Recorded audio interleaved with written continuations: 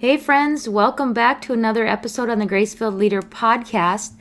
Yesterday we talked about choosing whether it's more important to be right or get results. We talked about it mostly in the context of leadership and team dynamics. Well, it got me thinking about another area of our lives when this shows up, and it is in our relationships. It is a painful lesson that has become one of the themes by which I am more intentional about living, especially in my closest relationships. Have you witnessed or found yourself choosing to be right rather than building, maintaining, or restoring a relationship? Let's talk about it. Hey friend, are you feeling overwhelmed by the never-ending demands on your time? Do you find yourself constantly juggling work, family, and personal commitments only to end up feeling guilty and burned out? Well, I've got just the solution for you. Join me for my upcoming workshop, The Time Management Makeover, where I'll be sharing 4 powerful steps to help you create more time with less guilt. Trust me, you won't want to miss this opportunity to transform your relationship with time and reclaim control of your schedule. Head over to the link in the show notes to reserve your spot now. And hey, it's free. Welcome to the Grace-Filled Leader podcast. Do you want better work-life balance? Do you get stuck in patterns of perfectionism and people-pleasing? Have you always been an overachiever but never really felt good enough, no matter how much outward success you achieve?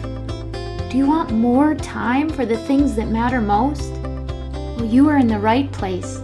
Here on the Grace-Filled Leader podcast, we focus on spirit-driven success and share the secrets to having better work-life balance as a busy woman in leadership. Here you will learn how to set boundaries like a boss, find peace of mind, and reclaim your time for the things that matter most. Hi, I'm Tanya, a wife, mom, leader, and certified Christian life coach. For most of my life, I tried to find worthiness through achievement. I spent decades people-pleasing and pouring myself into my work. I was looking for my value through the approval of others. This led me to feel burned out, empty, and exhausted. I had no time or energy for myself or my family. I realized that I was wasting time and energy looking for validation in all the wrong places. But my life changed when I finally surrendered and God showed me a different way. It is my mission to help you start living the abundant life God has for you. If you're ready to become fueled by grace and find freedom from people-pleasing, if you're ready to multiply your time and impact as a Christian woman in leadership, this podcast is for you. Roll up your sleeves, sister friends. It's time to get after it.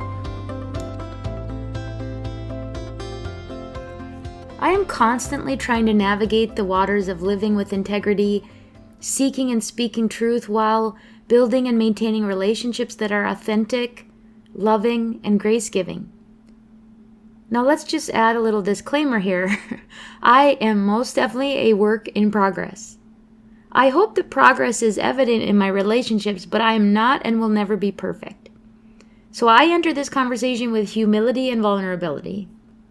A strong sense of purpose, principle, and moral code is hardwired in my brain, and some of it is based in biblical truth, and some of it is rooted in my life experiences, my upbringing, how I've interpreted the world, basically. It must be emphasized that the first, for me, is the source by which all things need to be measured, biblical truth, and put in the appropriate context.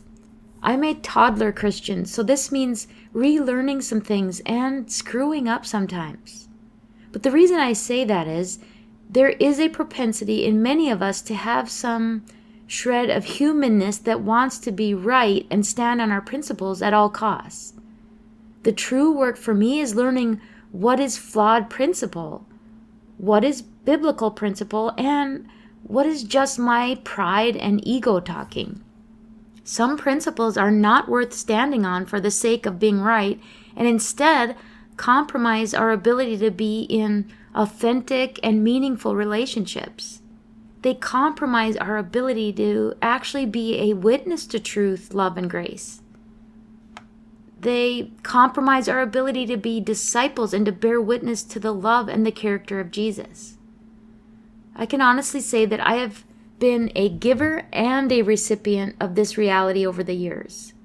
I'm going to try to give you a couple of examples of each, or one example of each anyway. Both scenarios were largely due to my need to gain the approval of others and please others. They were a result of living in a state of fear or worry. As I've shared many times on this show, I spent most of my life trying to achieve and gain approval in an effort to be validated, to be valued. As a child, a teenager, a young adult, I remember feeling what seemed to be an almost constant anxiety around disappointing others, not being liked, not being loved, not being good enough. So much so, I'm not sure I really knew what made me uniquely me. I felt such a need to gain approval that I performed in a way that would improve my odds of being rewarded with approval, kudos, inclusion, and decrease the odds of causing conflict or disapproval. Rarely did I need to be physically disciplined as a child. It was more than enough to fear disappointing or upsetting my parents. I always followed the rules in school and in life, really, and could not cope with the idea of getting less than an A in my classes. I got 1 B+ in my entire academic career, and mind you, I've gone from kindergarten up through getting my master's degree, and I've gotten 1 B+. And that was in a junior high gym class because I was so terrified of being humiliated that I convinced myself and my Phi Ed teacher that I had a knee issue that would just not allow me to run the mile during physical fitness week. I honestly still look back on that and struggle to not see myself as a failure. Why wasn't I just brave? Why couldn't I just do my best and be okay with the outcome? I literally lost sleep because I feared failure that much. In relationships of every kind, I did not present myself in a way that said I was worthy of having my own opinions or my own feelings if they differed from the other person. I could not stand the thought of someone being upset with me. I would often apologize or try to fix things that weren't my responsibility to fix or apologize for. I would forego my own desire to be validated just to keep peace. But that pattern would inevitably come out in a victim mentality or martyrdom somewhere down the line. In romantic relationships, rather than communicating responsibly and respectfully, I would give the silent treatment, trying to impose guilt, even though those were the very kinds of behaviors that were the most difficult for me to bear when on the receiving end. Isn't it ironic? It is not unlike what we see and hear about people who were abused as children. They often become abusers. It's what we know, so it's what we do. I'm not saying I'm in that same category. I'm just drawing a parallel to point out the irony of how patterns of behavior tend to repeat themselves. I think back now and I wonder, how boring was I? But there's a degree to which much of my patterns of being served me well, at least in a superficial sense. I achieved academic and professional success. I developed lasting friendships and relationships.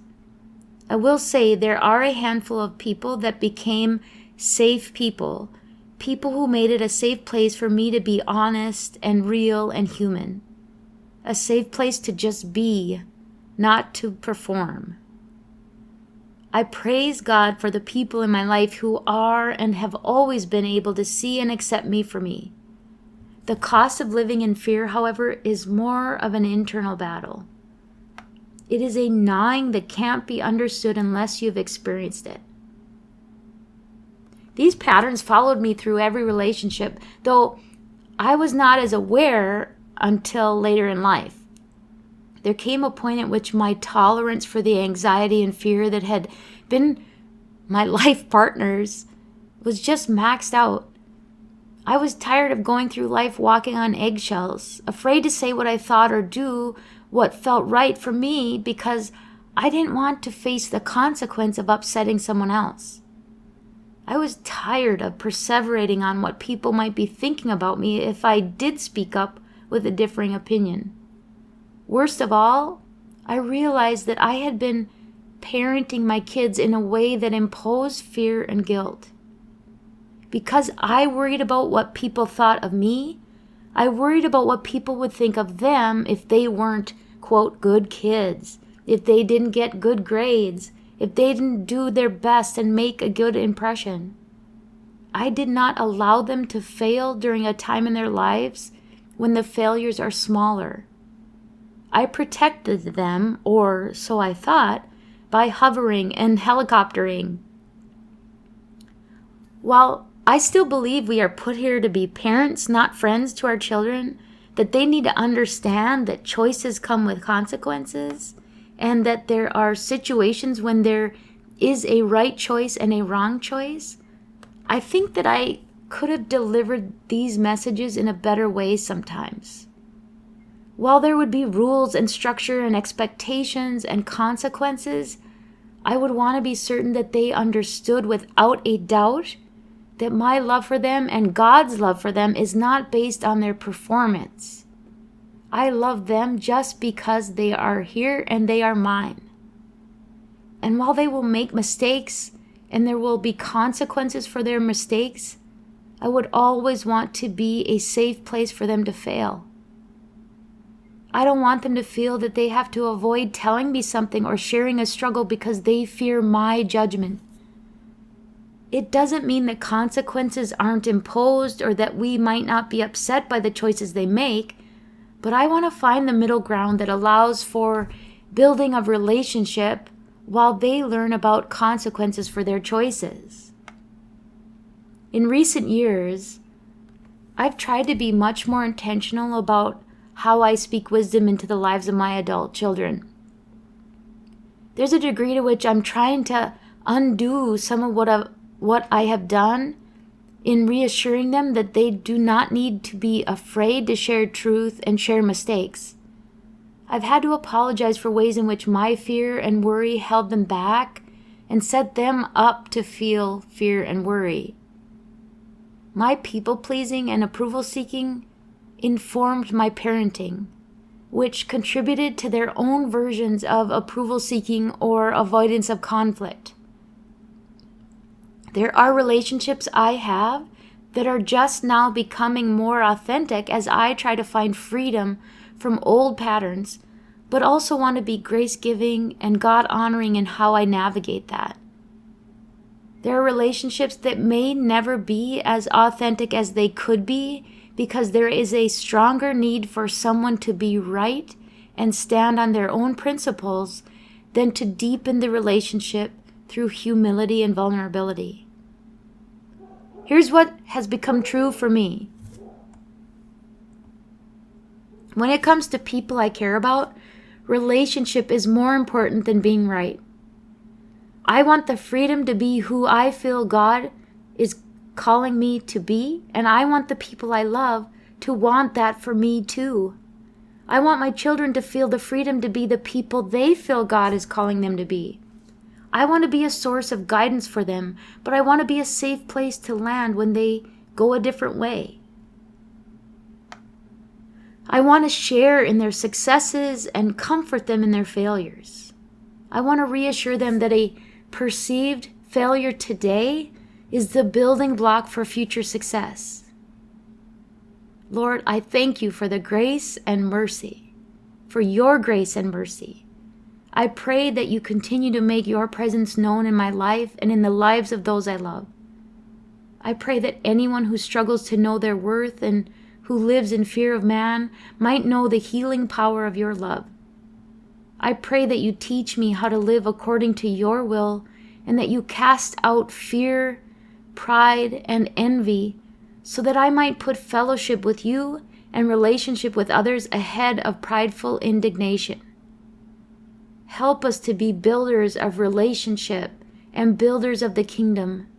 In your name, amen As always, my dear sister friends, I pray that the Lord fills you with gratitude, peace, and His amazing grace. I pray this episode blessed you, spoke to you, or encouraged you in some way. If so, please share it with a friend and head on over to Apple Podcasts to leave me a review. That's the only way for me to know if you're enjoying the show. Nothing blesses me more than to hear from you. Also, come on over to our free Facebook community. This is a great place for us to support one another on our faith and leadership journeys. You can find the link to the group in the show notes or go to gracefilledleader.com/community. If you have questions or content ideas for the show, please send me a message on SpeakPipe or via email. Go to gracefilledleader.com/contact and leave a written or voice recorded message. I would love to know how I can best serve you on the podcast. Now to Him who can do immeasurably more than we can ask or imagine, according to His power that is at work within us. Ephesians 3, verse 20. Until next time, my friends, God bless.